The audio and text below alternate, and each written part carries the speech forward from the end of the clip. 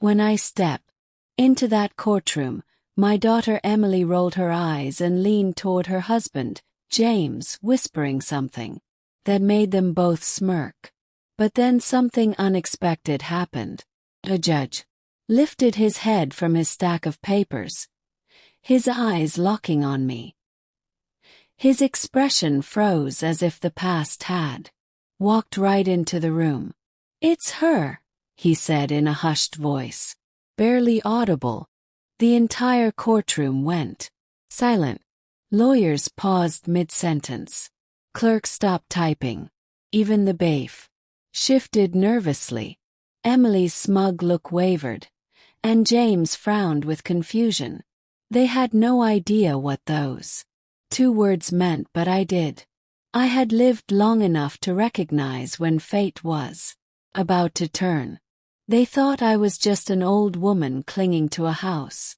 They believed they had stripped me of every ounce of dignity. What they never realized was that I carried a story much older, much stronger than their greed. Every morning in Riverton began the same way for me. I rose at 6 a.m., filled my old kettle with water and reached for the chipped blue mug that had survived more than 20 years of breakfasts. The smell of fresh coffee filled the kitchen while I checked on the African violets lined up on the windowsill. My late husband, William, loved those flowers, and tending to them kept him close to me even after he was gone. My life wasn't extraordinary. It was a rhythm of small habits, each one stitched with memory and meaning. I had never traveled far or lived in luxury, but I had poured every ounce of myself into raising my daughter, Emily. Worked late nights cleaning offices, sold homemade pies at church events, and mended dresses for neighbors, all to make sure she had opportunities one never knew. To most people, I was just a quiet grandmother with silver hair and hands that showed years of hard work. But in my heart, I carried decades of sacrifice that no one could see. That Thursday evening was meant to be special. I had spent hours preparing William's favorite chicken and dumplings, the dish Emily used to beg for as a child. My fingers ached from rolling the dough, but it was a good kind of ache, the kind that comes from creating something with love. I laid out my embroidered tablecloth, the one I had worked on when Emily was a teenager, and placed fresh daisies in the center of the table. I wanted to remind her that this was still her home, filled with love and memories. When they arrived, James walked straight to William's old armchair, switched on the television, and acted as if the house belonged to him. He was a tall man with carefully styled dark hair, wearing a suit that probably cost more than my monthly pension. Emily stood there in the green dress I had bought her for Christmas, her expression as cold as winter air. "Mom, we need to talk," she said in a clipped tone that made her sound like a stranger. I noticed James mute the television but not turn it off. His attention divided between us and whatever game was playing. "Course, sweetheart. Is everything okay?" Motion toward the kitchen. "Dinner's almost ready. I made your favorite." "This isn't a social call," James interrupted, his voice slicing through my words. "We have important matters to discuss." Emily didn't even flinch at his rudeness. Instead, she nodded as if he'd said something profound. "Mom," she continued, "the house is too big for you. You can't maintain it anymore, and James and I need it for our growing family." My hands trembled slightly as I folded them in my lap. "What are you saying, Emily?" James leaned forward. "We found a retirement community perfect for someone your age. All your basic needs will be taken care of, and you'll have people around you. It's the sensible choice." "But this is my home," I said, my voice catching. "Your father died in this house," holding my hand. "Every wall carries our story."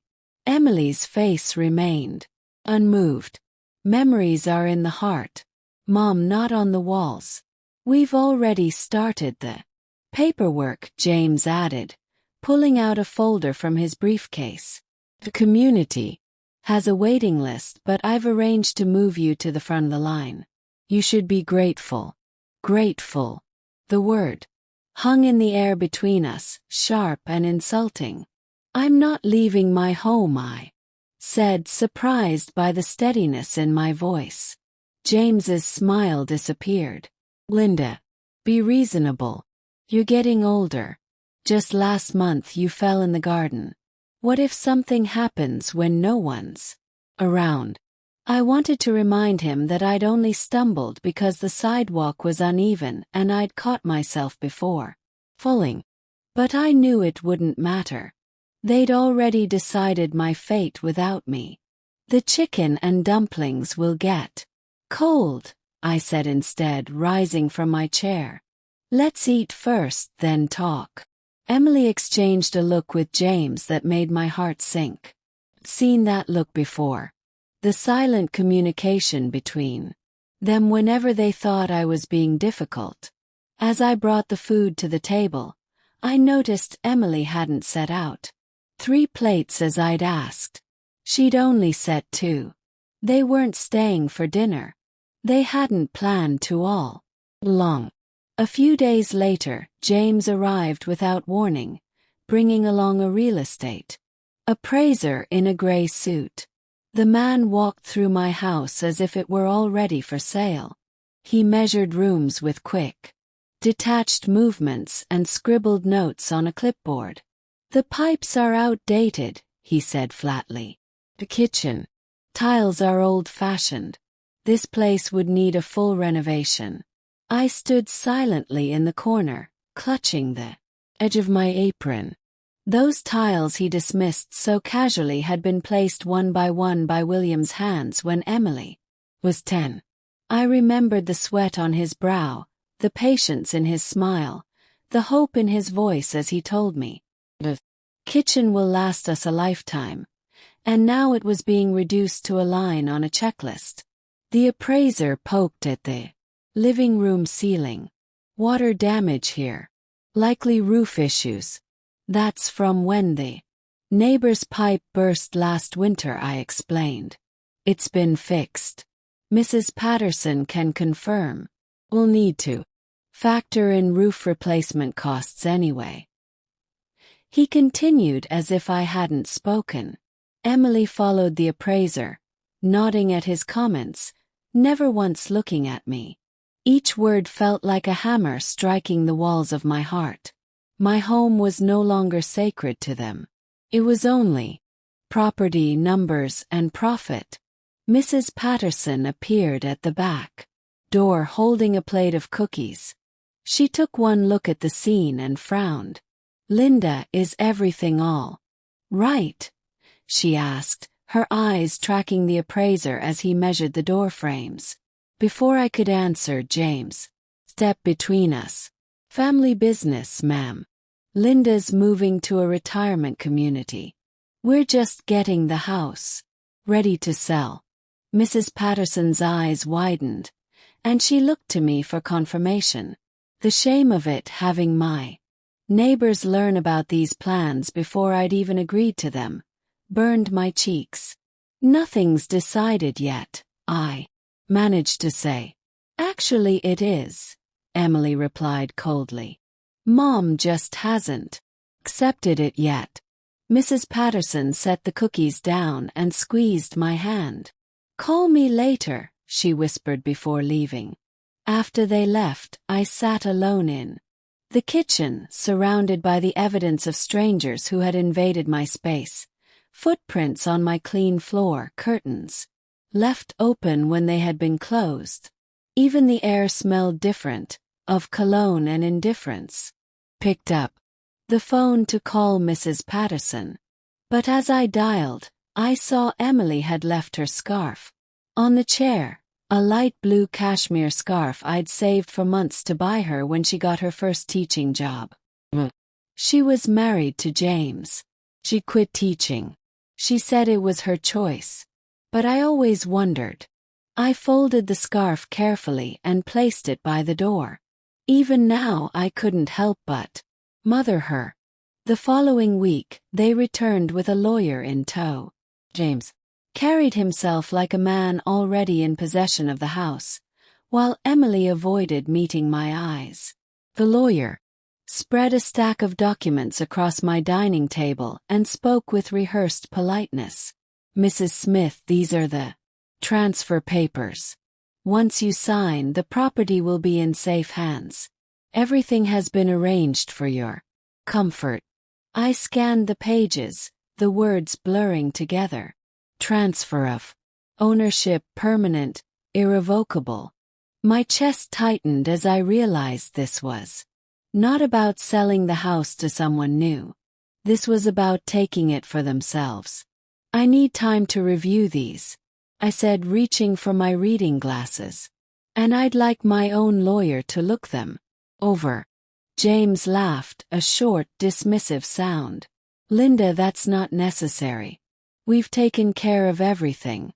Still, I'd prefer to have someone look at them on my behalf, I insisted. The lawyer, Gregory Peters, according to his card, glanced at James with obvious discomfort. Mrs. Smith, the retirement community spot won't be held indefinitely. This is a time-sensitive matter. When I refused to sign, James's polite mask slipped. His tone hardened. You're not in a condition to make decisions anymore. Linda, Emily is your she's acting in your best interest. My condition, I repeated, feeling a flush of anger. I'm perfectly capable, the lawyer added quietly. You don't cooperate. We may have to consider proceedings for mental incapacity. The room spun. My own daughter, the child I had worked myself ragged to raise, was preparing to strip me of everything I had left. My hands shook, but I forced the words out. I'm not signing anything, and if you threaten me again, I'll call the police. Now please leave my house. James stood up, his face red. This is a mistake. Linda, we're trying to help you. Help me. My voice was steadier than I expected. By taking my home, by declaring me incompetent, Emily finally spoke, her voice tight. Mom, you're being unreasonable. We're worried about you living alone. Few were worried. You'd visit more than twice a year. You'd call me on days that aren't holidays. You'd ask what I want instead of deciding for me. Emily's face palled, and for a moment I thought I saw a flicker of shame, but then James placed his hand on her shoulder, and whatever doubt she felt vanished. We'll be back. Elinda, James said as they gathered their papers. And next time we won't be asking. That night sleep would not come. I sat in William's armchair, the silence of the house pressing down on me like a heavy blanket. For the first time I allowed myself to wonder if they were right. Maybe I was too old, too fragile, too useless to stand in their way. The thought cut deeper than any insult James had ever thrown at me. My eyes wandered to the framed photos on the wall. Emily as a baby in my arms. William smiling at her graduation. Our family gathered around Christmas dinner. Every memory told me I had lived for others, given everything.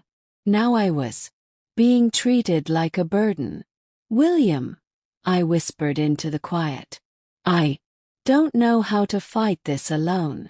The next afternoon, as I wandered through the house like a ghost, I opened William's old desk drawer. It was mostly filled with faded bills, envelopes, and letters I had seen before. But tucked beneath them was a slim folder bound with a tiny lock. My breath caught. Had never noticed it in all these years. I searched the drawers, then the shelves, until I found a small brass key, hidden inside one of William's favorite books about investing. My hands trembled as I slid the key into the lock and turned it. The folder creaked open, and inside was a stack of documents neatly arranged with William's initials on the corner. Most pages were contracts and statements I didn't fully understand, but one caught my attention instantly. It was a will signed and dated just 6 months before William had passed. I sank into the chair as I began to read. Line by line, my reality shifted. William had been far more careful, far more deliberate than I had ever realized. And what Emily and James thought they could take from me was only a shadow of what William had left behind. William had never spoken much about money. I thought we lived on his modest salary, and the little I earned from odd jobs. But as I flipped through the folder, the truth unfolded before me. For decades, he had quietly invested every extra dollar, buying small properties when prices were low, putting money into company stocks, even purchasing a piece of land outside Riverton that was now worth a fortune. The numbers on the statements made my head spin. But the greatest shock was yet to come: the building where Emily and James lived. The place they thought they were paying rent for each month was ours. All those checks had been funneled into an account under William's name, now mine. For 2 years since his death, rent from every tenant had been quietly deposited, untouched, waiting for me. My heart pounded as I realized I wasn't just a widow clinging to a single house. William had left me an empire my daughter and her husband knew nothing about. At the bottom of the folder was an envelope addressed in William's familiar handwriting. My fingers shook as I unfolded the letter, and his voice seemed to rise from the page. My dearest Linda, if you are reading this, then I am no longer by your side. Forgive me for keeping this secret, but I wanted it to be a gift for your later years. You worked harder than anyone I've ever known, and you gave everything for Emily and me. I wanted you to live without fear, to know you would always be safe. I must also tell you I never fully trusted James. There is something in him that worries me, an ambition that has no heart. That is why I arranged the inheritance as I did. If Emily treats you with love and respect, she will share in this legacy. If not, you hold all the power to protect yourself. Use it wisely, not to hurt but to teach. All my love, William.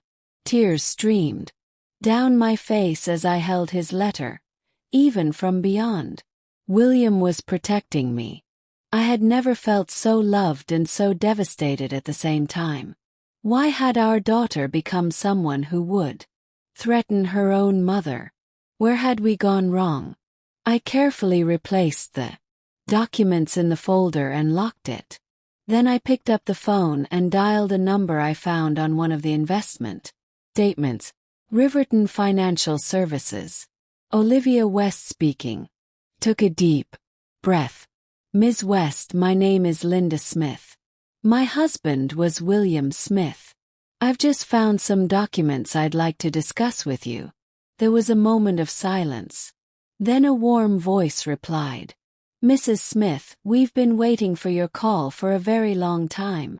The next morning, I walked into Riverton Financial Services wearing my best dress, a simple navy blue outfit I saved for special occasions. The receptionist led me to a private office where a woman in her 50s stood to greet me. Mrs. Smith, I'm Olivia West. It's an honor to finally meet you. Her handshake was firm, her eyes kind but shrewd. Didn't look at me the way most people looked at older women, with impatience or condescension. You saw me. Please call me Linda, I said, taking a seat across from her desk. Linda, then I worked with William for over 20 years. He spoke of you often, and with great admiration. I placed the folder on her desk. I found this yesterday. Had no idea. Olivia nodded, not surprised. William wanted it that way, he said. You'd work yourself to the bone for others if you knew there was money. He wanted you to slow down to enjoy life. She opened her computer and turned the screen toward me. Let me show you what you own, Linda. For the next hour, Olivia walked me through a list of assets that left me breathless. Apartment buildings, commercial properties, stock portfolios, savings accounts, all in my name, managed quietly by William's trusted team at Riverton Financial. The Parkview Apartments where my daughter lives, I asked, still struggling to believe. Yes, that's one of your properties, 12 units, fully occupied. Your son-in-law's rent checks go directly into your holding account, and they have no idea. William set up a management company as a buffer. The tenants deal with them, not you directly. I sat back, overwhelmed. Why wouldn't he tell me any of this? Olivia's expression toughened. He did plan to tell you, but then his health declined so quickly. His final weeks, he made me promise to look after you, to wait until you came to us. She pulled out another folder. There's something else you should know. William was concerned about your son-in-law. He asked us to look into James' background. My stomach tightened. What did you find? Nothing criminal, but concerning patterns. Before marrying Emily, James had significant gambling debts. He's been involved in several questionable investment schemes, and he's currently facing financial pressure. His company is downsizing. His position is vulnerable. The pieces fell into place. James' sudden interest in my house, the rush to get me to sign papers, the threats of declaring me incompetent. He's desperate for money, I whispered. Olivia nodded. And he likely sees your house as an easy target. About Emily. Is she part of this? From what we've observed, she follows his lead. William was concerned about her judgment when it came to James. I thought about my daughter's cold eyes at our last meeting, how she'd stood by silently while James threatened me. It broke my heart, but I couldn't deny the truth. What should I do? Asked. Olivia leaned forward. That depends on what you want, Linda. You have options now. Many options. As we continued talking, a plan began to form. I wouldn't just protect myself. I would reclaim my dignity. And maybe save my daughter from the man who was using her. When I left Olivia's office, I felt different, straighter, stronger. The weight of fear had lifted, replaced by a calm determination I hadn't felt in years. On the way home, I stopped at the grocery store. Mrs. Patterson was there, selecting oranges. Linda, she called, hurrying over. I've been worried sick. What happened with your daughter and that awful man? I smiled, a real smile that reached my Things are about to change, Dorothy, in ways nobody expects. Studied my face. You look different today, like your old self. Feel like my old self, I replied. Actually, I feel even better. That night I brewed my evening tea and watered William's violets as usual. But this time I didn't feel like a woman waiting for the I felt like a woman about to begin again. By dawn I had made my decision. The tears from the night before had dried, replaced by a calm I hadn't felt in years. I brewed my coffee, watered the violets, and set the folder of documents neatly on William's old desk. For the first time in a long while I felt steady, almost unshakable.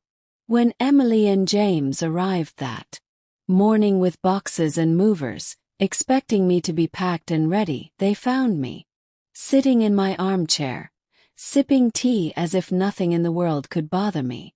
Mom, what are you doing? Emily asked impatiently. The movers are here. I'm not leaving, I said, my voice even. James smirked, stepping closer, his tone dark. Mrs. Smith, you don't have a choice. I met his eyes directly, refusing to look away. You're right, James. I don't have a choice. But it turns out you don't either. The mover stood awkwardly in the hallway, waiting for instructions. James waved his hand toward them as if signaling troops. Go on, start with the living room, he barked. Not so fast, I interrupted, rising slowly from my chair. I walked to William's desk and picked up one of the deeds. Did you know? Yes. Only that the apartment you've been living in for 3 years has never really belonged to you. James' smirk faltered. We pay rent every month, Emily said, confused. Yes, I replied. Management company that transfers it directly to me because I own the entire building. The silence that followed was thick, broken only by the creak of the movers shifting on their feet. Emily stared at the paper in my hand, reading it again and again. James grabbed it from her, his face turning pale as the truth sank in. This has to be fake, he snapped. You're bluffing. Check the records yourself, I said evenly. You'll find. I'm not bluffing at all. James's voice rose, anger spilling through his teeth. Even if this is true, you can't stop us. We'll fight it in court. You'll lose everything. I folded my hands in front of me. On the contrary, you have 30 days to find another place to live. After that, the law allows me to evict you. Emily gasped, her eyes filling with panic. Mom, you can't mean that. Family doesn't scheme to take away what isn't theirs. I answered firmly. You made your choice when you tried to push me out. James, desperate now, blurted out. Tell her, Emily. Tell her why she can't do this. Emily's lips trembled. I'm pregnant. The words pierced me deeper than any threat. I would be a grandmother. Yet I was finding out like this, used as a bargaining chip. For a brief moment my resolve wavered, but then William's letter echoed in my mind. Use it not to hurt but to teach. I straightened my shoulders. Congratulations, Emily. But that doesn't erase what you've done. Emily's eyes brimmed with tears as she turned toward James. Maybe we should just apologize. Try to make this right. James's face hardened. I will never bow to her. She's manipulating you. Is manipulating all of us. I stood quietly, letting his words hang in the air. The truth was finally showing itself. James, please. Emily pleaded, clutching his. She's my mother. We can't throw her out like garbage. No, he barked, shaking her hand away. You're weak if you give in. In that moment I saw something shift in Emily. For years she had echoed his voice, mirrored his disdain. Now she was staring at him as if she truly saw him for the first time. She turned back to me, her voice trembling. Mom, I was wrong. I let him convince me that you were a burden, and I believed him because it was easier than admitting I married the wrong man. I swallowed hard. Words are a beginning, Emily. But only actions will show me you've chosen differently. That afternoon, when James had stormed out and the movers had gone, Emily sat across from me at the kitchen table. Her eyes were red from crying. Her hands clasped tightly together. Don't know what to do, she whispered. You start by telling me the truth, I said. All of it. And so she did. How James had lost his job 6 months ago, but kept pretending to go to work. How they were behind on credit card payments. How he'd convinced her that my house was the solution to their problems. He said we'd sell it and use the money to start fresh, she explained, her voice small. But he also talked about how you weren't safe living alone. And you believed him. I wanted to, she admitted. It was easier then, facing what our life had become. I reached across the table and took her hand. It was the first time we'd truly touched in years. "The baby?" asked gently. "It's real," she said, a hint of a smile breaking through her tears. 3 months along. Despite everything, joy stirred within me. A grandchild, a new beginning. "Emily, you have choices to make," I said. "And they won't be easy," she nodded, squeezing my hand. "I will." "You can stay here tonight," I told her. "We'll figure out the rest tomorrow." That night, as I prepared the guest room for Emily, I found myself humming, an old habit I'd lost somewhere along the way. The house felt different, with my daughter under its roof again. Even under these circumstances, there was hope in the air, fragile but real. I placed a vase of fresh violets on her nightstand, a peace offering of her. Then I sat down at William's desk and wrote a list of what needed to be done. This was just the beginning of a long journey back to family, to trust, to love. But for the first time in years, I wasn't walking it alone. What would you do if you were in my place? Have you ever been through something similar? Comment below and tell me which city you're watching from. 2 weeks had passed since that confrontation in my living room. Emily had moved into the guest bedroom temporarily, while James had refused to speak to either of us. The pregnancy had brought morning sickness that left Emily pale and tired most days.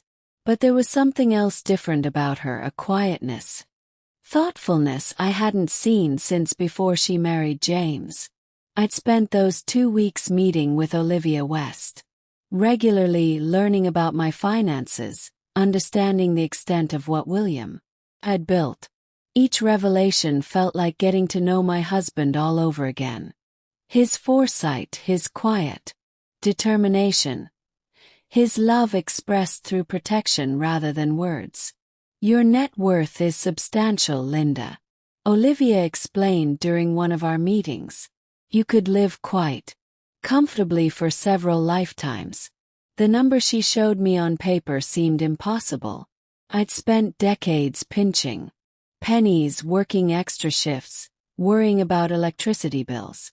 And all that time, William had been creating this safety net. Why wouldn't he tell me? Asked Olivia for perhaps the 10th time. She smiled patiently. "William knew you, Linda. He knew you'd never stop working, never stop giving everything away. He wanted to make sure you were taken care of when he couldn't do it himself anymore." That evening, as Emily and I sat in the living room, she reading a pregnancy book, me knitting what would become a baby blanket, the doorbell rang. "I'll get it," I said, setting my knitting aside. When I opened the door, James stood there, his appearance shocking me. Gone was the polished businessman in expensive suits. His eyes were bloodshot, his clothes rumpled, his usually perfect hair uncombed. "I need to speak to my wife," he demanded, his words slightly slurred. "James, you've been drinking," I said firmly. "This isn't a good time." He tried to push past me, but I stood my ground. "Let me in, Linda. This is still my family." "Not when you're like this," I replied, keeping my voice steady despite the pounding of my heart. "Come back tomorrow when you're sober." "Mom." "Who is it?"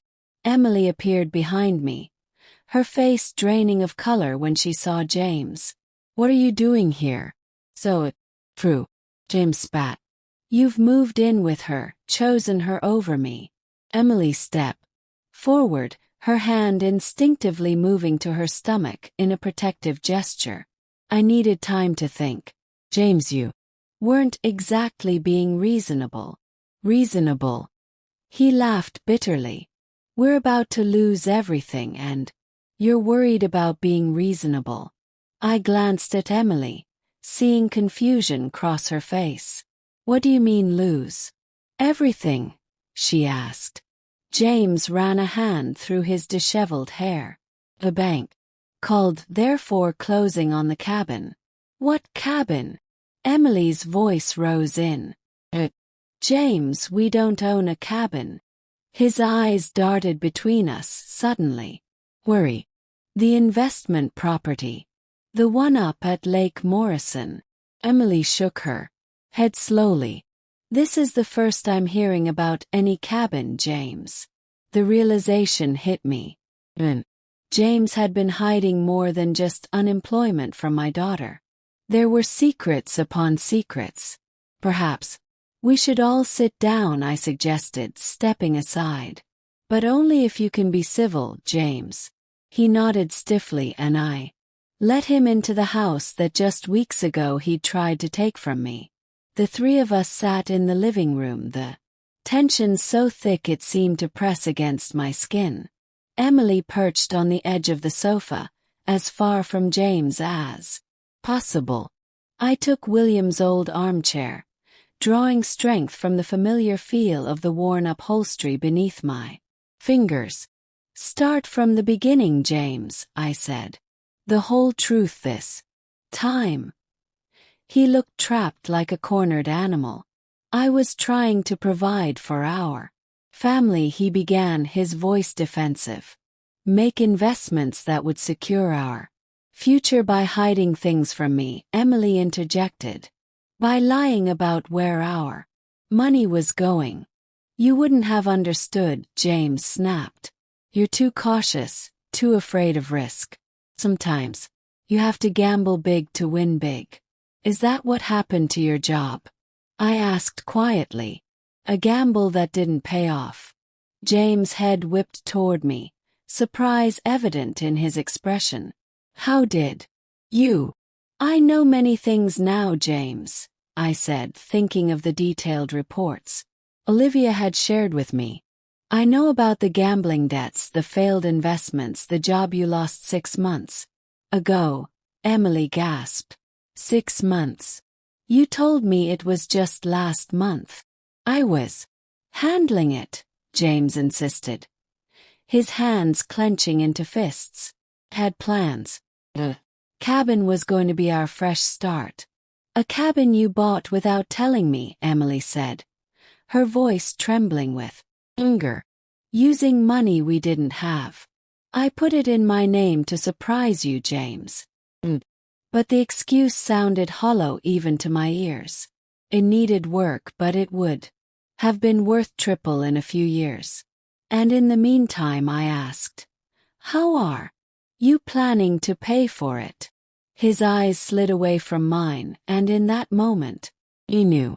My house, I said. You were counting on selling my house to cover your debts. It was a temporary solution, James muttered.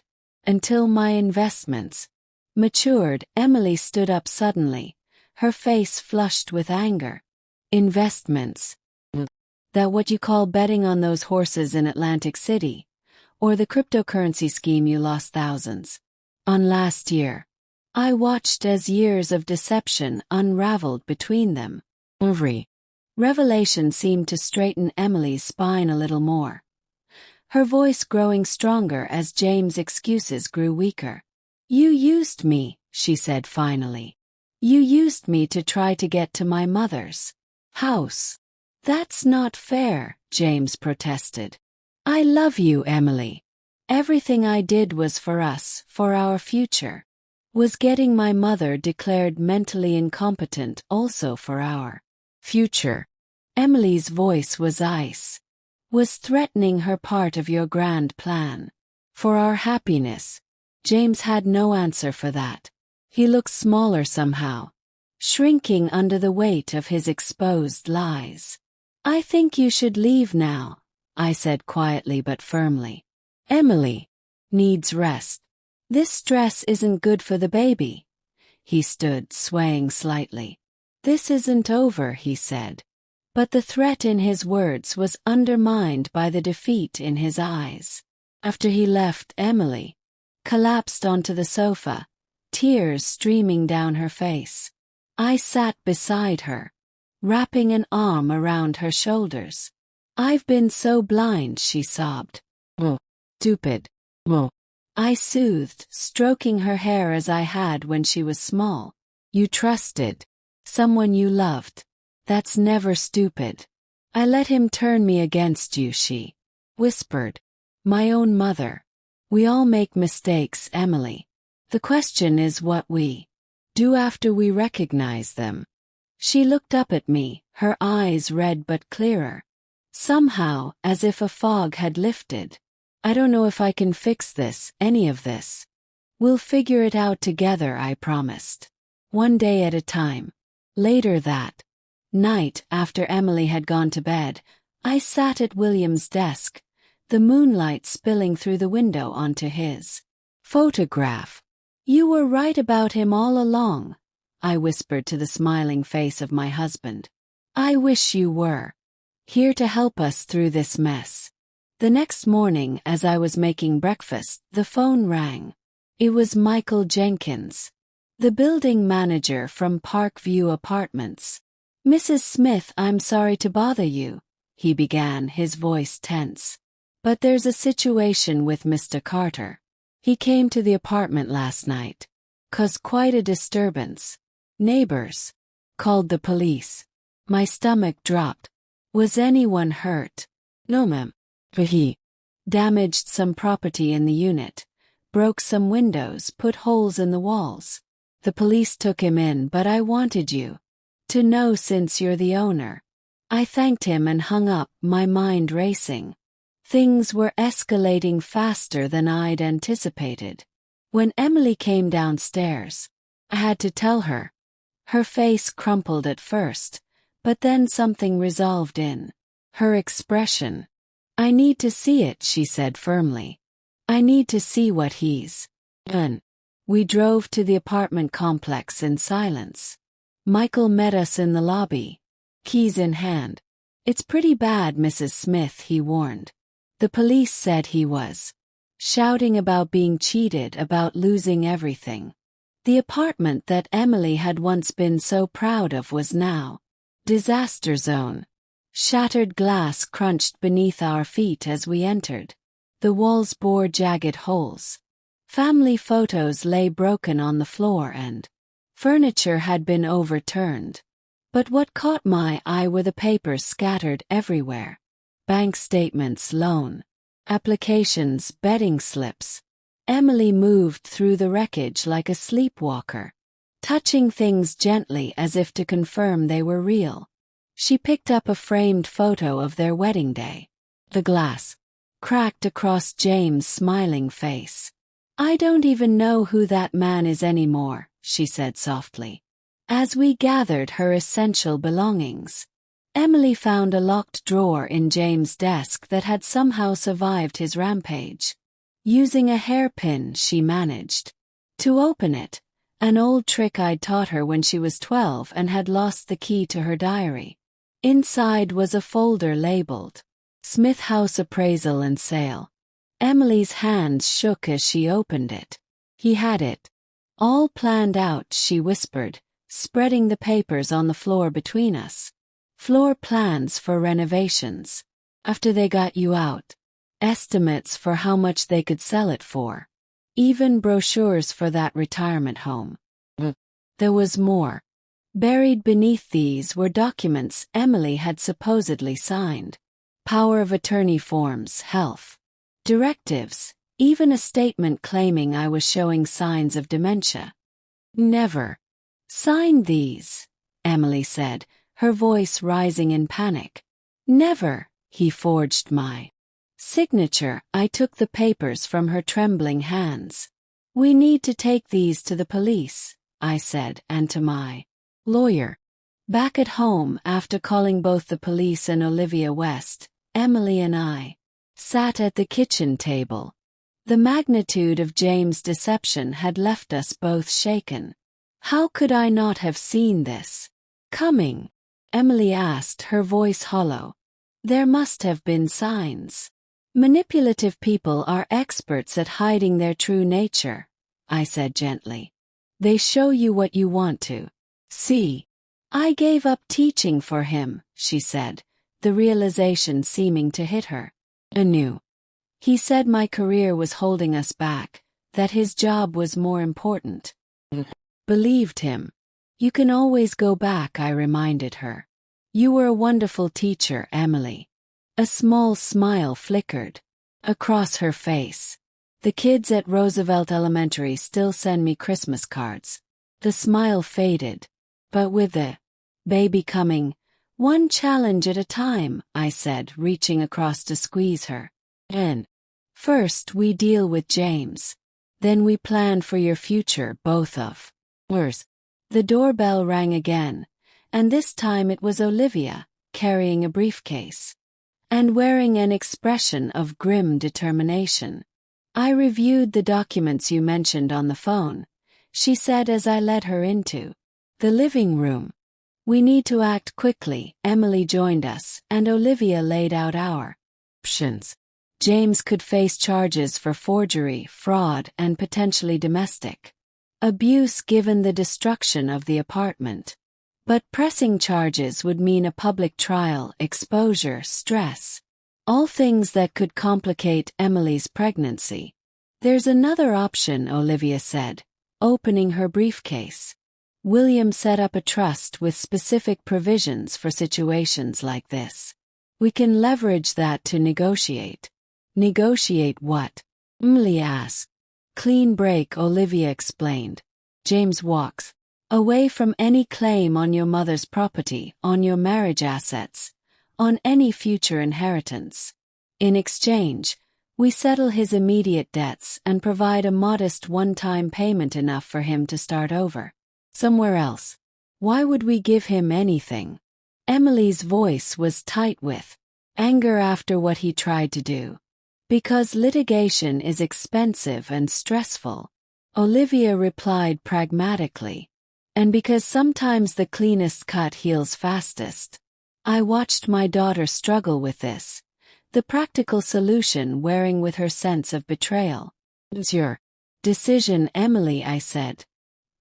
He's your husband, and it's your future at stake. She placed a protective hand over her belly. And my child's future. After a long moment she nodded. Make the offer. I want him gone.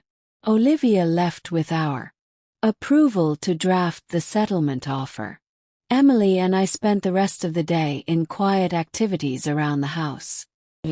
Sorting through the belongings we'd rescued from the apartment. Me preparing comfort food for dinner. The normally was soothing, a reminder that life could go on after upheaval.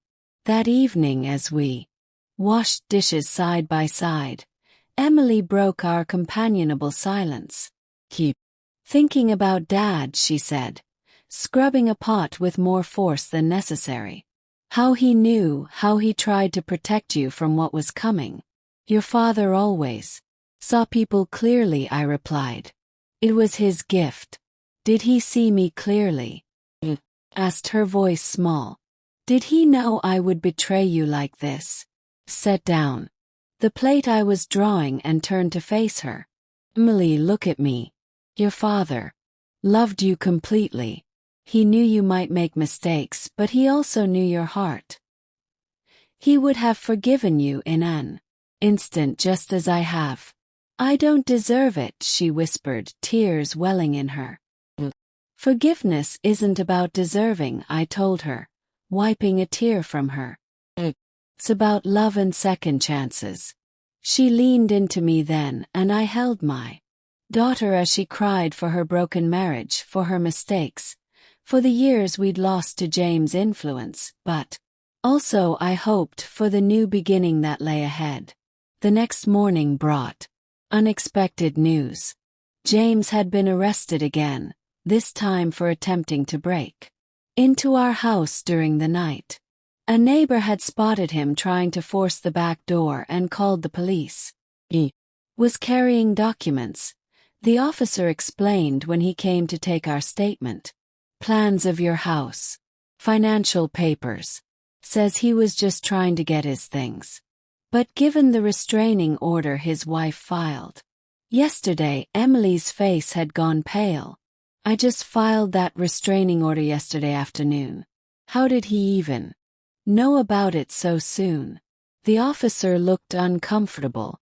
Ma'am, in these domestic situations, information sometimes leaks. Could be a clerk. Could be someone he knows at the courthouse. After he left, Emily paced the living room. He's not going to stop, Mom. Who's desperate now? I thought about what Olivia had said about clean breaks and fresh starts. Maybe we need to change our approach, I said slowly. Negotiation might not be enough. We called Olivia, who arrived within the hour, bringing with her a stern-looking man she introduced as Robert Chan, a private investigator who had worked with William in the past.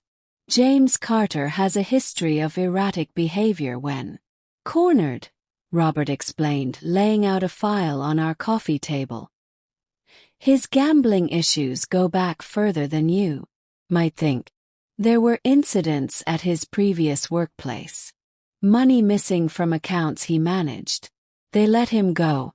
Quietly, Olivia added. No charges filed. William discovered this during his background check, which is why he never trusted James. Emily looked stricken. So, his job before the one he just lost, that ended because of theft. Robert nodded grimly. And there's more. The cabin he mentioned, it's not in foreclosure because he couldn't make payments. It's in foreclosure because he took out a second mortgage without proper documentation. The bank is investigating potential fraud. Drowning, I murmured. No wonder he was so desperate to get his hands on this house. We need to use this information, Olivia said firmly. Not to negotiate, but to end this cleanly. If James knows we have evidence of his past fraudulent activities that could send him to prison, he might take the settlement and disappear, Emily finished, understanding dawning in her eyes.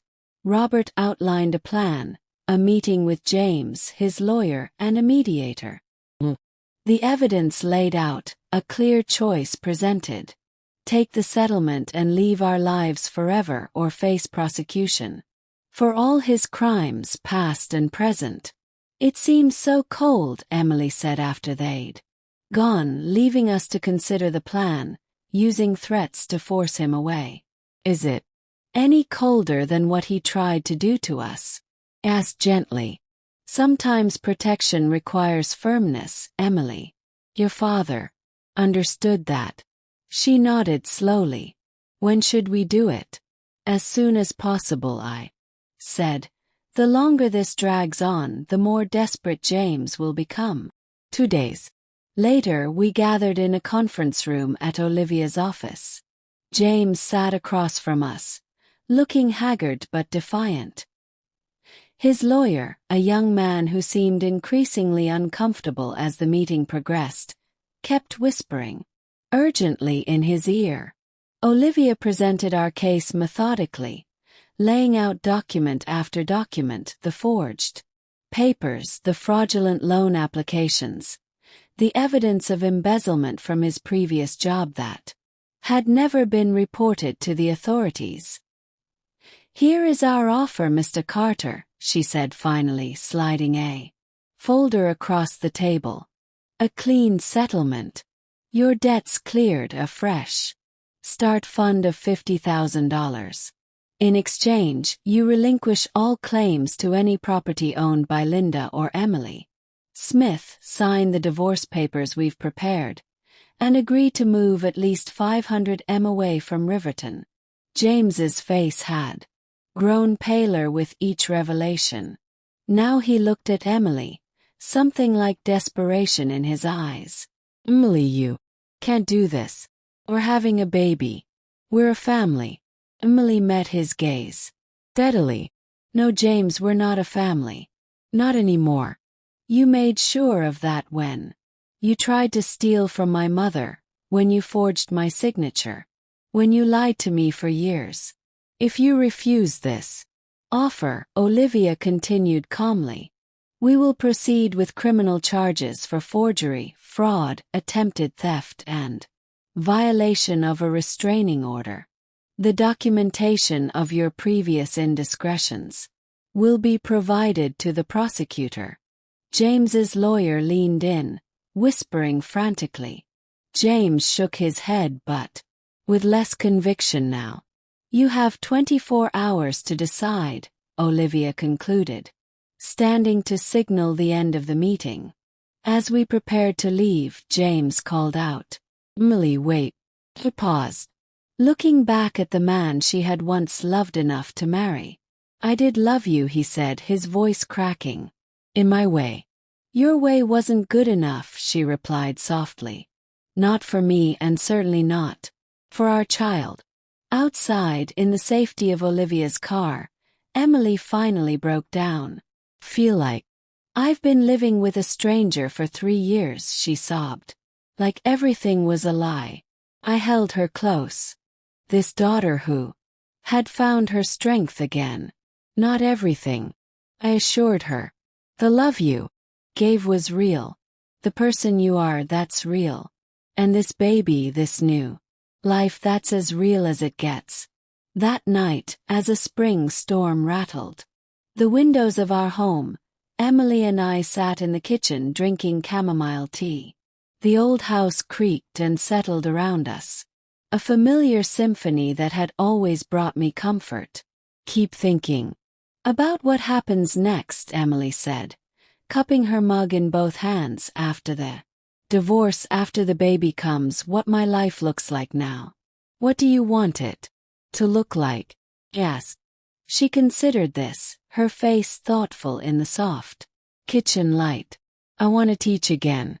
I miss the classroom, the kids, and I want this baby to grow up knowing what real love looks like, not the controlling kind." And James showed. "But the steady, supportive kind Dad gave you. Then that's what we'll work toward," I said simply.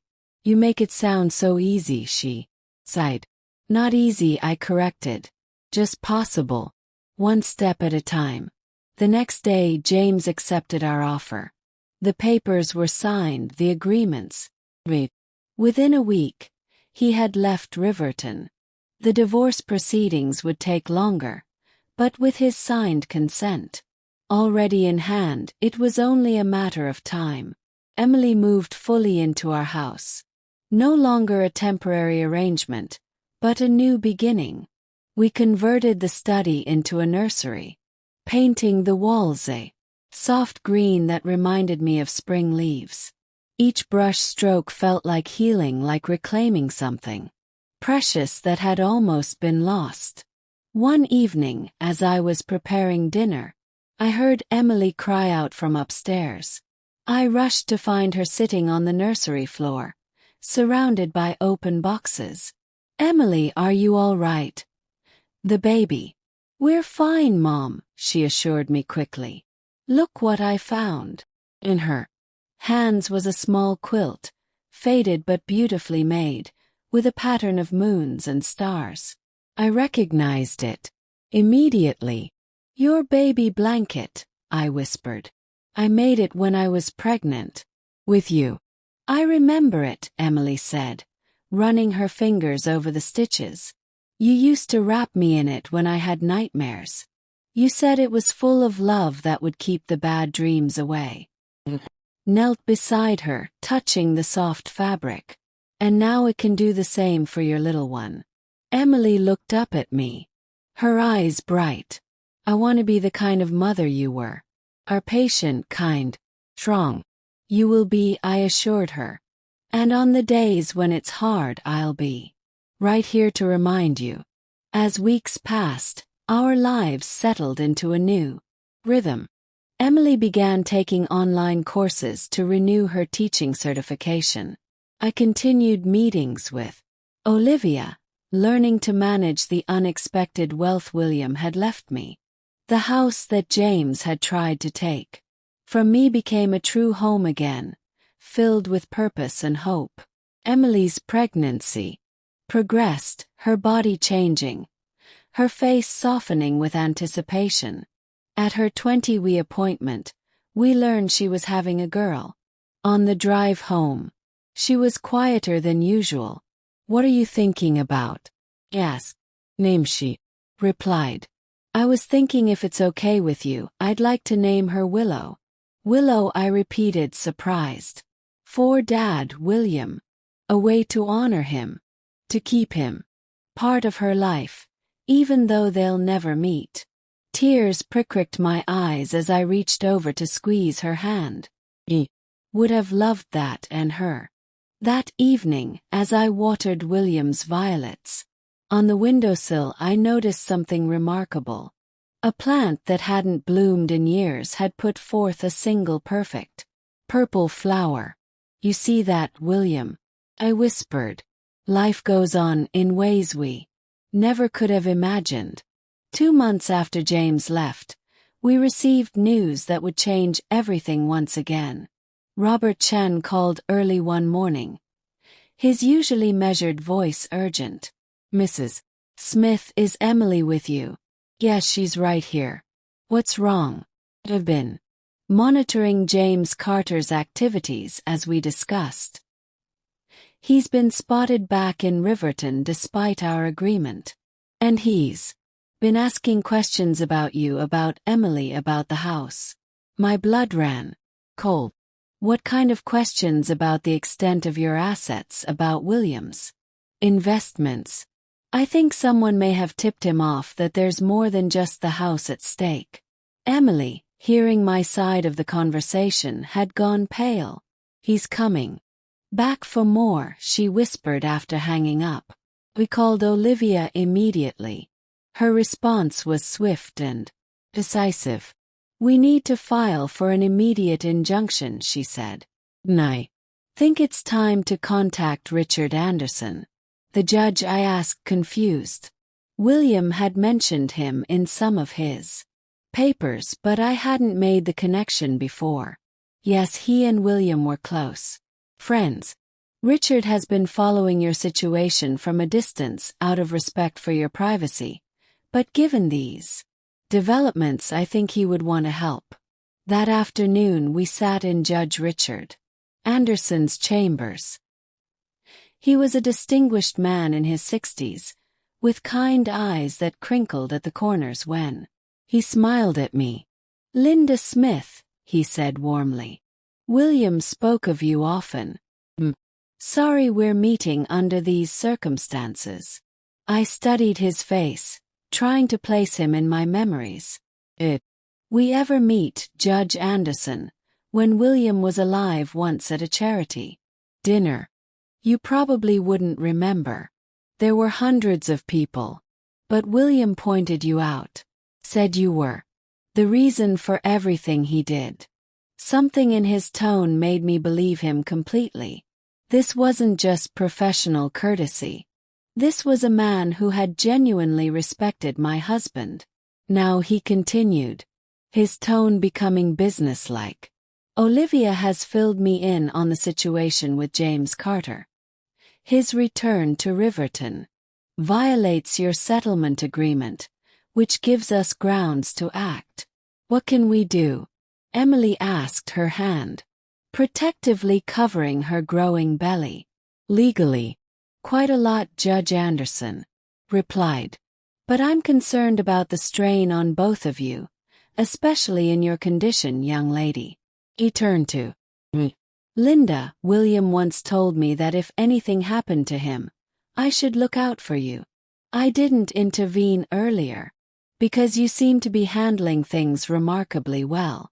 But now I'm offering my help, not just as a judge but as someone who respected your husband greatly. We need to end this," I said firmly once and for all.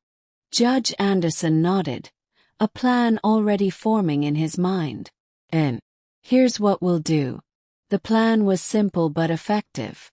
Through official channels, James would be informed that his presence in Riverton violated the settlement agreement, rendering it null and void. All financial support would cease immediately and criminal charges would be filed.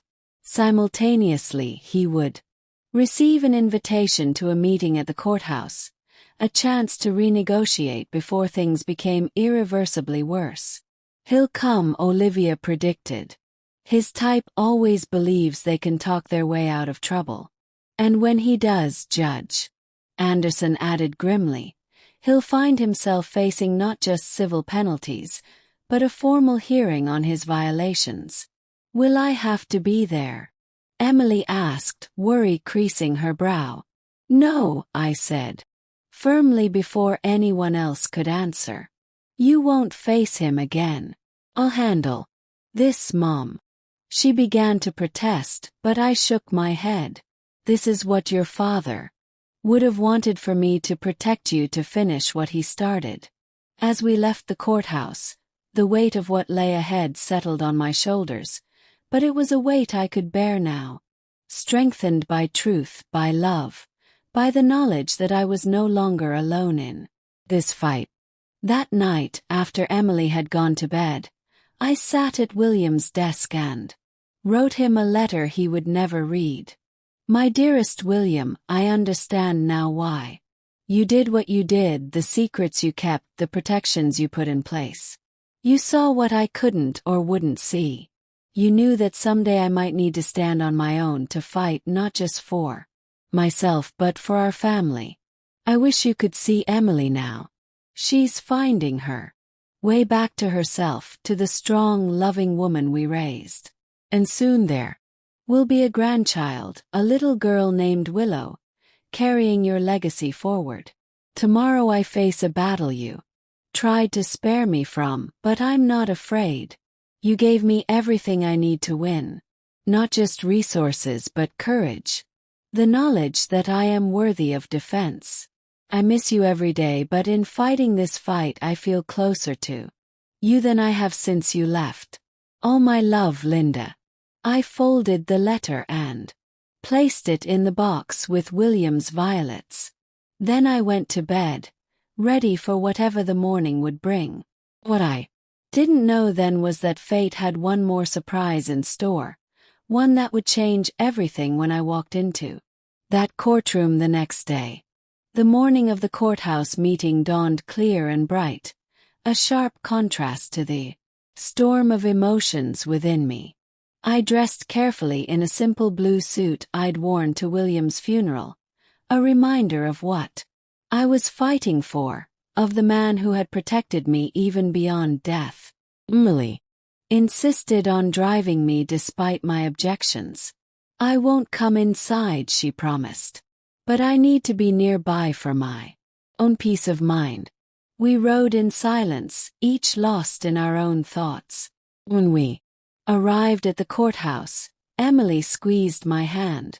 You don't have to do this alone, Mom. I'm not alone, I assured her, touching the folder of documents in my purse. Your father made sure of that. The courthouse was imposing, all marble columns and stern authority. Olivia West met me at the entrance, her usual calm demeanor bolstered by an air of determination. James arrived 10 minutes ago, she informed me. He brought a new lawyer, younger, more aggressive than the last. When is Judge Anderson ready for us? Yes. Olivia nodded. Everything is in place. Remember, Linda, no matter what James says, no matter how he tries to manipulate the situation, you have truth on your side. We walked through the echoing hallways, our footsteps a steady rhythm that helped calm my racing heart. Outside courtroom C, Robert Chen waited. With a nod of encouragement. Mrs. Smith, he said respectfully. I'll be right behind you. The courtroom itself was smaller than I'd expected. Intimate almost. James sat at one table with his lawyer, a sharp-featured young man in an expensive suit. They were deep in whispered conversation when we entered. But James' head snapped up at the sound of the door. Our eyes met across the room, and I was surprised to see not anger but calculation in his gaze. Olivia guided me to our table, arranging her files with practiced efficiency. The room filled gradually. Court officers, stenographer Robert Chen taking a seat in the back row. A nervous energy permeated the space like the air before. Thunderstorm. At precisely 10 a.m., the bailiff called for us to rise. Honorable Judge Richard Anderson presiding. The side door opened and Judge Anderson entered, his black robes, lending him an air of solemn authority. He took his seat at the bench, his gaze sweeping the room before settling on me. With a nearly imperceptible nod. "Be seated," he instructed. "This is a preliminary hearing regarding the violation of settlement terms between Linda Smith and James Carter. The records show that both parties are present with counsel." He shuffled some papers, then looked directly at James. "Mr. Carter, you were explicitly prohibited from returning to Riverton as part of your settlement agreement. Here you are. Would you care to explain?" James' lawyer rose smoothly. "Your Honor, my client has compelling reasons for his return. We have evidence that material facts were withheld during settlement negotiations. What material facts would those be?" Counselor Judge Anderson asked, his tone neutral but his eyes sharp. "The true extent of Mrs. Smith's assets. Her Honor, we believe she and her late husband engaged in deliberate concealment of wealth to defraud my client's wife, their daughter, of her rightful inheritance." I felt my cheeks flush with indignation, but Olivia's hand on my arm kept me seated and silent. "That's a serious allegation," Judge Anderson noted. "Do you have evidence to support it?" The lawyer smiled confidently. "We do, Your Honor. We've obtained bank records indicating transfers of substantial sums shortly before William Smith's death. Transfers that suggest an attempt to hide assets that should rightfully have been included in his estate." My mind raced. What records could they possibly have found? William had been meticulous in his planning. Judge Anderson glanced at me, then back to James's lawyer. "I'll review these records, but first I should disclose something to the court." He paused, then continued deliberately. "Knew William Smith personally. We served together on several charitable boards, and I was familiar with his financial practices." James's lawyer faltered visibly. "Your Honor, that would seem to be a conflict." "I'm not finished, Counselor," Judge Anderson interrupted firmly. "My acquaintance with the deceased gives me particular insight into this case. William Smith was known for his integrity and financial transparency. Any suggestion that he engaged in fraudulent activity would require extraordinary proof." The lawyer recovered quickly. "With all due respect, Your Honor, given your personal connection to the family, perhaps this case should be reassigned to ensure impartiality." Judge Anderson considered this, then nodded. "Fair point. However, before I make that determination, I'd like to hear from Mrs. Smith's counsel." Olivia rose with calm confidence. "Your Honor, we welcome scrutiny of William Smith's financial dealings. In fact, we've prepared a complete accounting of all assets in question." She approached the bench with a thick folder. "These documents will show that all transfers were legitimate, properly reported to tax authorities, and designed to protect assets, not conceal them." Judge Anderson accepted the folder. The courtroom door opened quietly. I didn't turn to look, assuming it was just another court official. But then Judge Anderson glanced up, and I saw his expression change subtly. He froze for a moment, his eyes widening in recognition. "It's her," he said, his voice barely audible. I turned then, confused by his reaction. A woman had entered and taken a seat in the back row, an elegant woman in her 60s with silver-streaked dark hair. There was something familiar about her, but I couldn't place her. The entire courtroom seemed to hold its breath. James and his lawyer exchanged puzzled glances. "Your Honor," James's lawyer prompted clearly. Confused by the interruption, Judge Anderson collected himself visibly. "My apologies. Let's proceed." But his eyes kept drifting to the woman in the back row, and I felt a strange shift in the atmosphere of the courtroom. For the next hour, both sides presented arguments. James's lawyer claimed Emily had been coerced into signing the divorce papers, that she was being manipulated by me, that the settlement was grossly unfair given the newly discovered assets. Olivia countered with evidence of James' deception, the forged documents, the hidden gambling debts, the fraudulent loan applications. The back and forth continued, but I sensed Judge Anderson's attention wasn't fully engaged. He kept glancing at the mysterious woman, a strange mix of emotions crossing his face. Finally, during a brief recess, Olivia leaned close to me. "Do you know who that woman is?" she whispered. "The one who came in late." I shook my head. "She seems familiar, but I can't place her." "That's Eleanor Winters," Olivia said. "Judge Anderson's former fiancée from law school. They were engaged 30 years ago, then suddenly broke it off. No one ever knew why." My breath caught. 30 years ago around the time William and I were first married, when I was working as a secretary at the courthouse to put him through his business courses.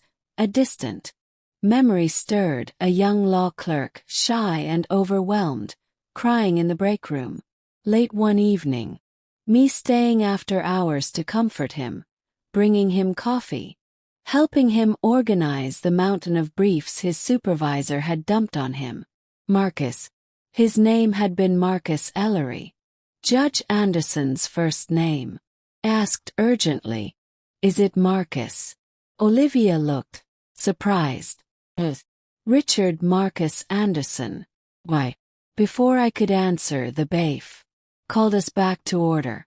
Judge Anderson returned to the bench. His demeanor noticeably changed, more focused, more determined. Having reviewed the evidence presented by both sides, he began, "I find that Mr. Carter has indeed violated the terms of his settlement agreement. Furthermore, I find his allegations regarding concealed assets to be without merit." James's lawyer started to object, but Judge Anderson silenced him with a raised hand. "I'm not finished, counselor. Given the seriousness of Mr. Carter's violations and the evidence of his prior attempts to defraud Mrs. Smith, I am ordering the immediate reinstatement of all criminal charges that were conditionally dropped as part of the settlement agreement." James half rose from his seat, his face flushing with anger. "You can't do that. This is a setup." "Sit down, Mr. Carter," Judge Anderson commanded, his voice sharp. "One more outburst, and I'll hold you in contempt." James subsided, but his eyes burned with fury as Judge Anderson continued. "Furthermore, I am issuing a permanent restraining order prohibiting Mr. Carter from approaching within 500 yards of Linda Smith, Emily Smith, their residence, or any property owned by either of them." Olivia squeezed my hand under the table, a silent celebration of victory. "Court officers will escort Mr. Carter to the processing area where he will be formally charged with forgery, fraud, and violation of court orders. Bail will be set at the hearing tomorrow morning." The courtroom erupted in murmurs as two officers approached James, who sat in stunned disbelief. His lawyer was frantically whispering in his ear, but James seemed beyond hearing. As the officers led James away, his eyes locked with mine one last time. The look he gave me wasn't just anger. It was hatred, pure and cold. A shiver ran through me, but I held his gaze steadily until he was gone. Judge Anderson stood. "This court is adjourned. Mrs. Smith, Ms. West, would you please remain for a moment?" The courtroom cleared. I noticed the mysterious woman, Eleanor Winters, slip quietly out the back door. But Anderson watched her go, a fleeting expression of regret crossing his face before he composed himself and gestured for us to approach the bench. When we were alone, except for the bailiff, Judge Anderson stepped down to our level. "Mrs. Smith," he said, his formal tone softening. "Ewan." Explanation. "Your Honor," I questioned, uncertain. 30 years ago I was a clerk at this very courthouse, overwhelmed, underprepared, and nearly ready to quit law altogether.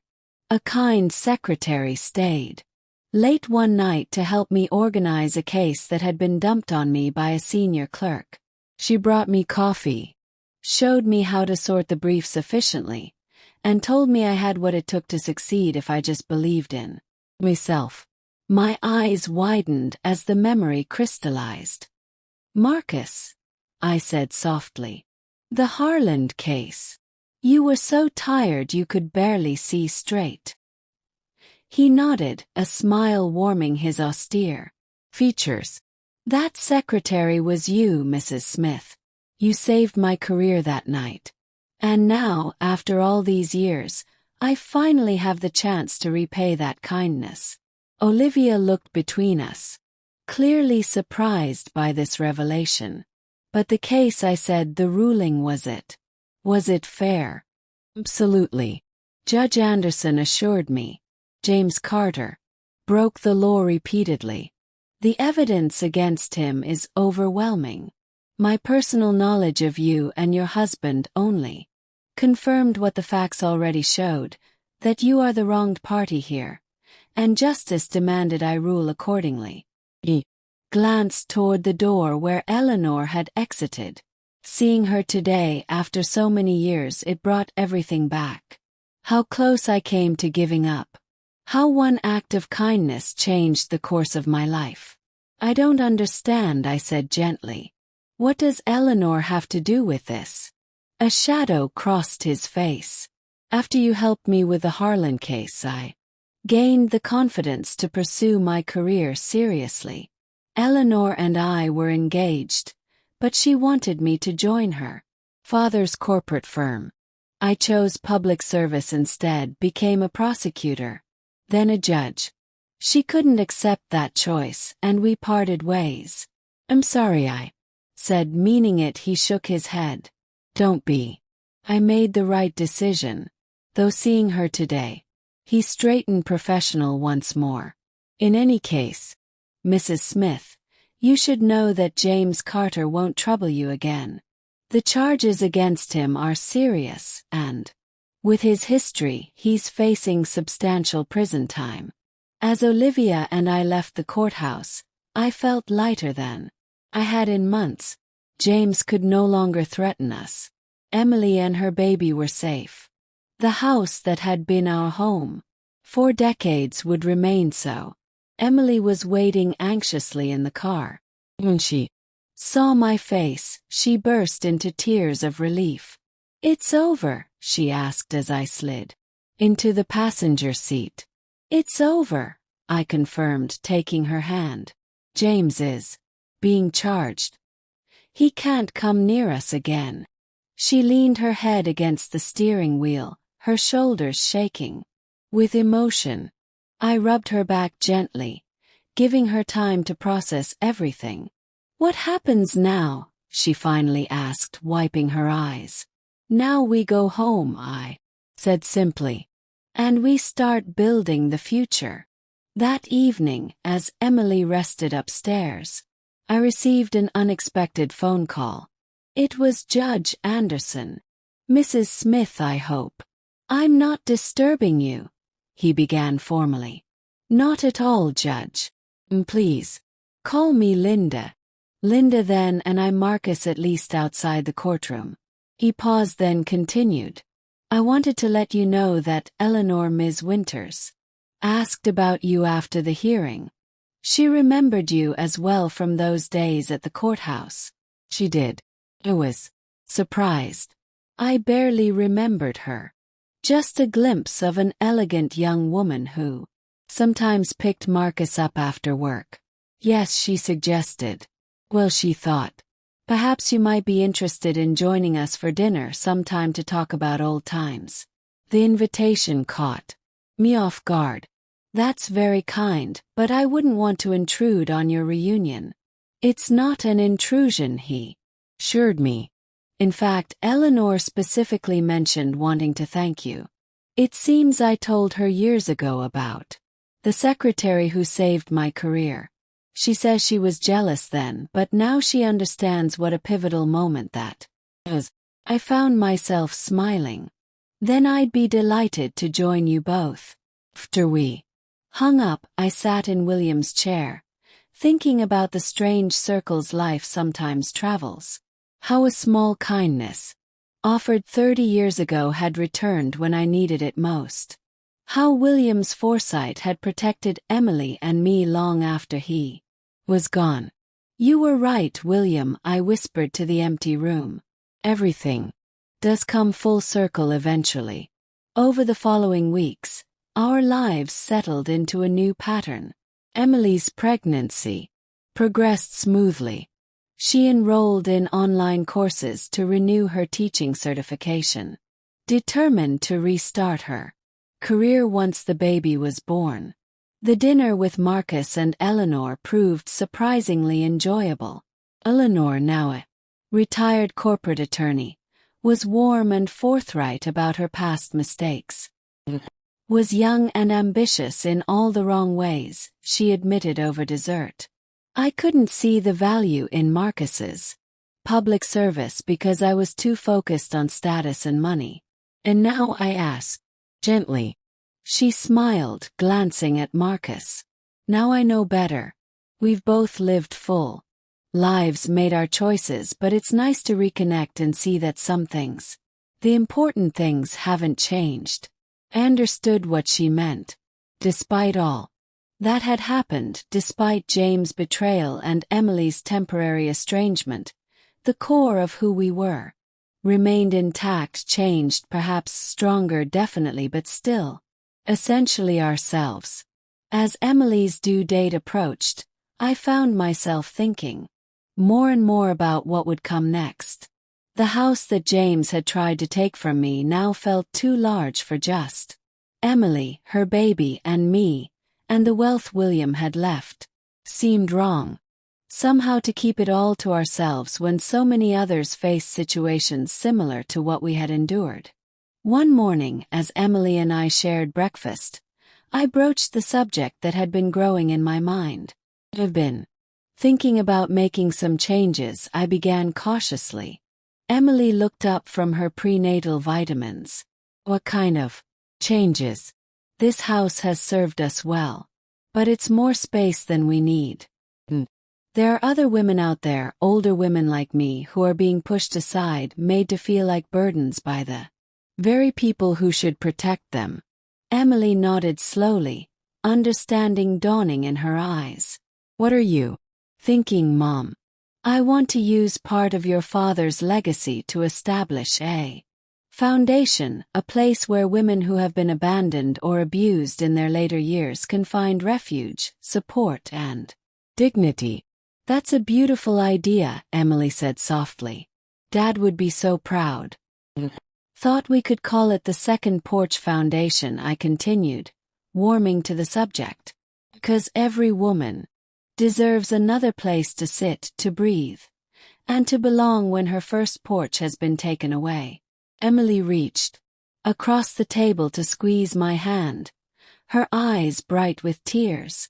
I love it and I want to help. Over the next month, with Olivia's guidance, we set the foundation in motion.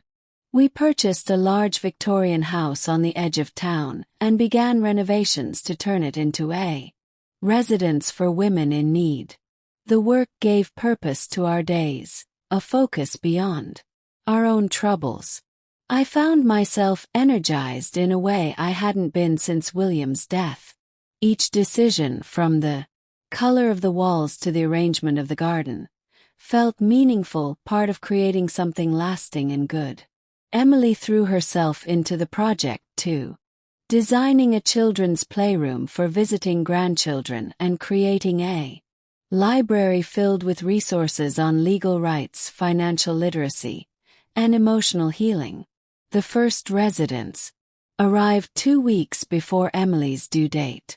3 women whose stories echoed aspects of my own. Margaret, whose son had sold her home without permission while she was hospitalized. Dorothy, whose husband of 40 years had left her for a younger woman, freezing their joint accounts. And Sophia, who had fled an abusive relationship with nothing but the clothes on her back. Watching them begin to heal, to find their voices again, was like witnessing small miracles daily.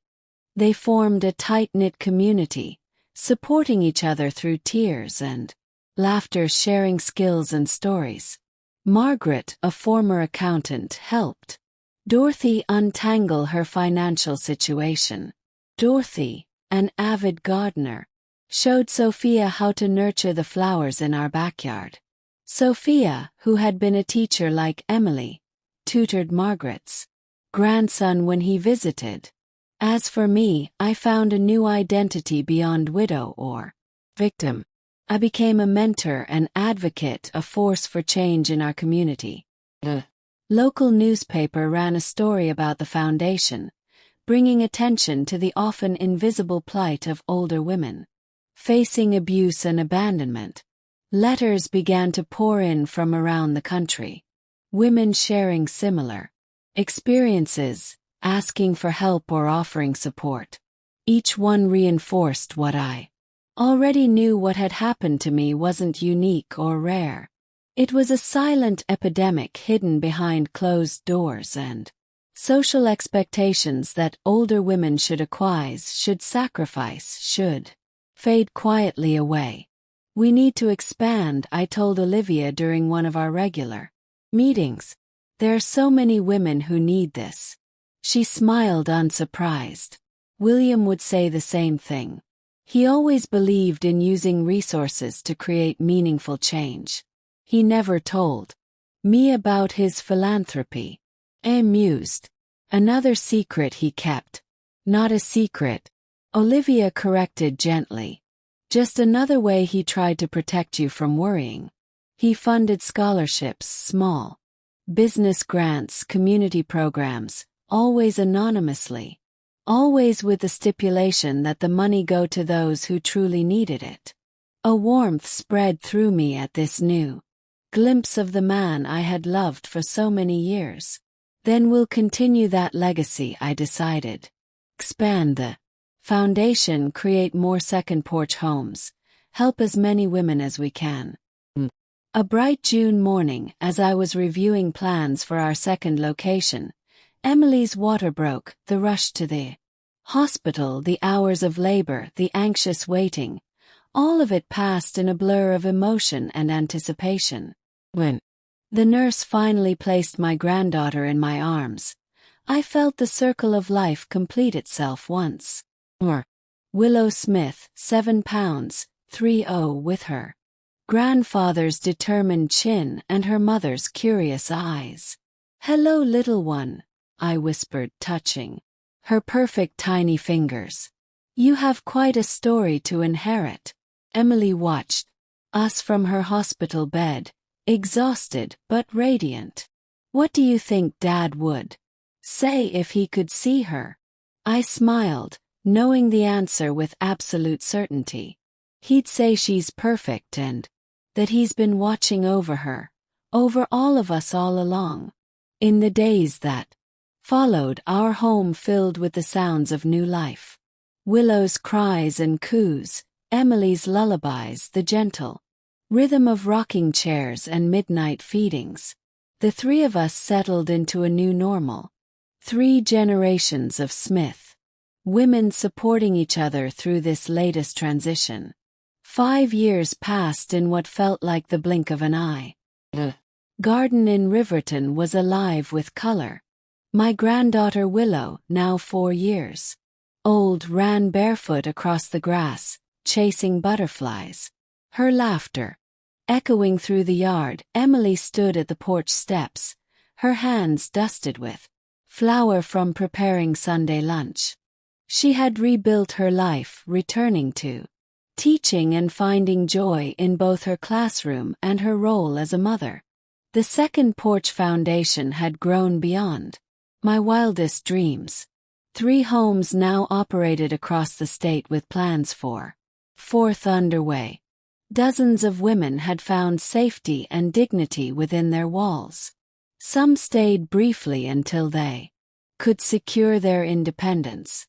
Others became permanent residents, contributing to the community we had built together. That afternoon, an envelope arrived addressed to me. It was an invitation to the dedication of our newest second porch home. Dozens more women would soon find safety and dignity within its walls. Later that week, Judge Marcus Anderson visited with Eleanor, who had become a dear friend and volunteer at the foundation. He smiled warmly and said, "Linda, your work has inspired us all. The Retired Judges Association wants to honor you for what you've built." As Willow climbed into my lap holding a yellow flower, I realized how far we had come. Pain had been turned into legacy, and love had survived its hardest test. Looking back, I see now that true strength was never in shouting or fighting louder. It was in standing calmly with the truth in my hands, refusing to be erased. William's letter had told me to use power not to hurt but to teach, and that is what I tried to do. Emily learned that respect cannot be forced, and I learned that dignity is something we must protect for ourselves. If my story reminds you of your own, know this: you are not powerless. Even in the darkest moments, there is always a way to reclaim your voice, your place, and your worth. Sometimes life circles back with unexpected kindness, the way Judge Anderson remembered me after decades. Sometimes the victory is simply refusing to be pushed aside. James served 3 years for his crimes. Upon his release, he left the state as required and never contacted us again. I heard he remarried eventually, and I truly hope he found the peace and purpose that had eluded him before. Revenge was never my goal, only justice and protection for those I loved. As for me, I discovered that there is a difference between getting older and growing old. The first is inevitable. The second is a choice. I chose to grow, to learn, to build something that would outlast me. William would have wanted that, a legacy not just of material wealth but of positive change in the world. Every morning, I still rise at 6 a.m. I still brew my coffee in that chipped blue mug. I still tend to violets on the windowsill, but now I do these things not out of lonely habit, but as reminders of the journey that brought me here, to this place of purpose, fulfillment, and deep abiding joy. If you found meaning in my story, I invite you to share it. Leave a comment and let me know where you're watching from. Together we can keep these lessons alive, reminding the world that dignity never expires, that we are never too old to stand up for ourselves, and that the most beautiful chapters of our lives may be the ones we haven't written. What would you have done in my situation? Have you ever had to reclaim your dignity from someone who tried to take it? I'd love to hear your stories in the comments below. The story continues in the next chapter in the next linked video. But first, I need you to subscribe to join the family as we are looking forward to hit our first 10,000 subscribers target, and don't forget to share your story in the comments. You matter, your voice does too.